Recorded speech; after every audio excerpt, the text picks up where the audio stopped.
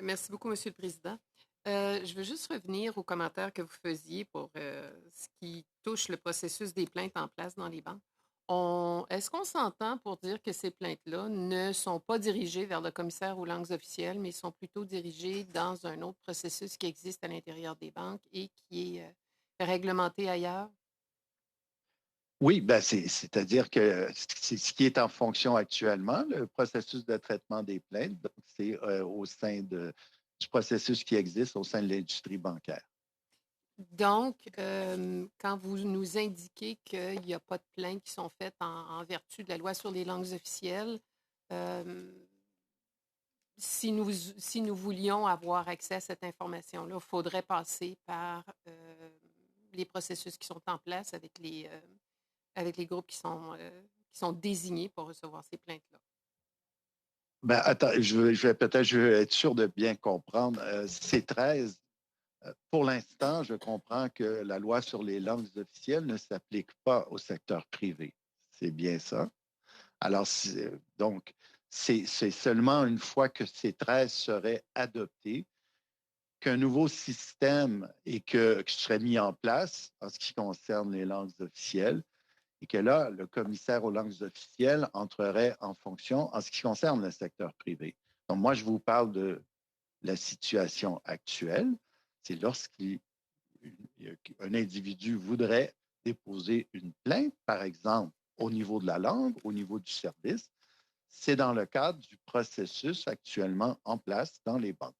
Donc, d'abord, on avertit la succursale, la personne avec qui on fait affaire sur une base régulière, et ensuite, on fait monter dans la hiérarchie la plainte ou l'insatisfaction. C'est bien, mais on s'entend pour dire que c'est un processus qui est parallèle à celui qui existe à l'intérieur de la loi sur les langues officielles. Oui.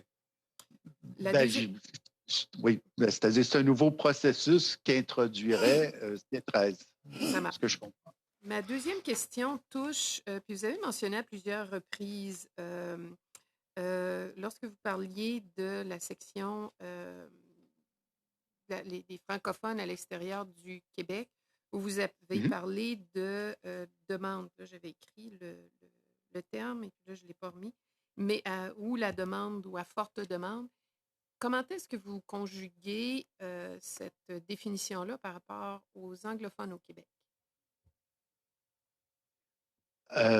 Donc, vous voulez Les fortes savoir, proportions. Comment oui, est-ce que vous définissez les fortes proportions au Québec? Parce que en dehors de OK. Montréal, comment est-ce que vous faites pour servir votre clientèle francophone si la demande ou la forte demande n'est pas là?